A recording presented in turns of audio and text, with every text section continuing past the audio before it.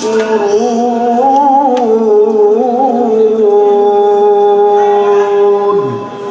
صدق الله العظيم.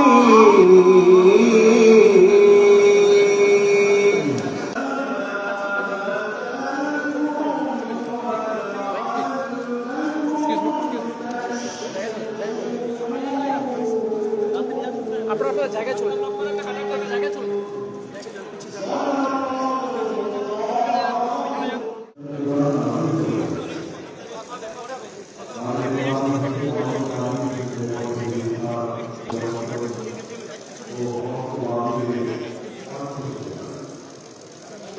বিসমিল্লাহির রহমানির রহিম।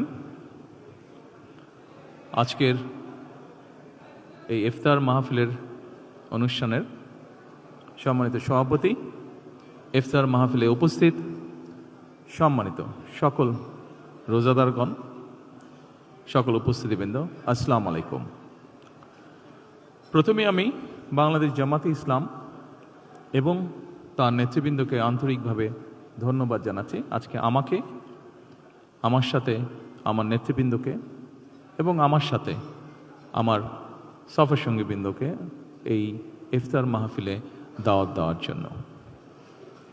সম্মানিত সকল নেতৃবৃন্দ, উপস্থিতিবৃন্দ, আজকে এখানে শুধু আমি নই, এখানে শুধু বাংলাদেশ জামাতে ইসলামের নেতৃবৃন্দ বা কর্মীবৃন্দই নয়, আমাদের বাইরেও এখানে অন্যান্য আরও রাজনৈতিক দলের নেতৃবৃন্দ আছেন।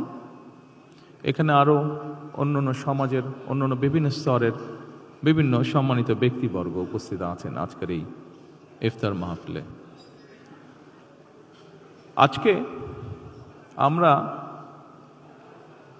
একটি গুরুত্বপূর্ণ সময় সকলে এখানে একত্রিত হয়েছি।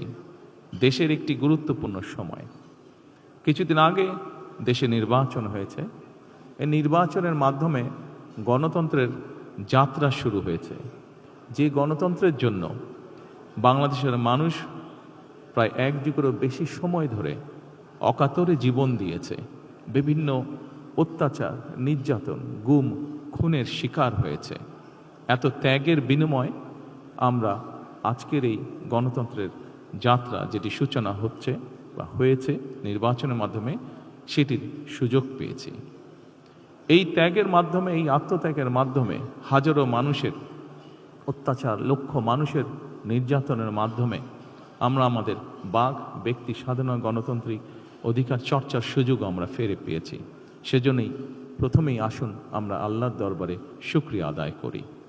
সম্মানিত উপস্থিতিবৃন্দ, বাংলাদেশের মানুষ আজকে অনেক প্রত্যাশা নিয়ে, অনেক আকাঙ্ক্ষা নিয়ে, অনেক আশা নিয়ে আমাদের সকলের দিকে তাকিয়ে আছে, বিশেষ করে রাজনৈতিক দলগুলোর দিকে তাকিয়ে আছে।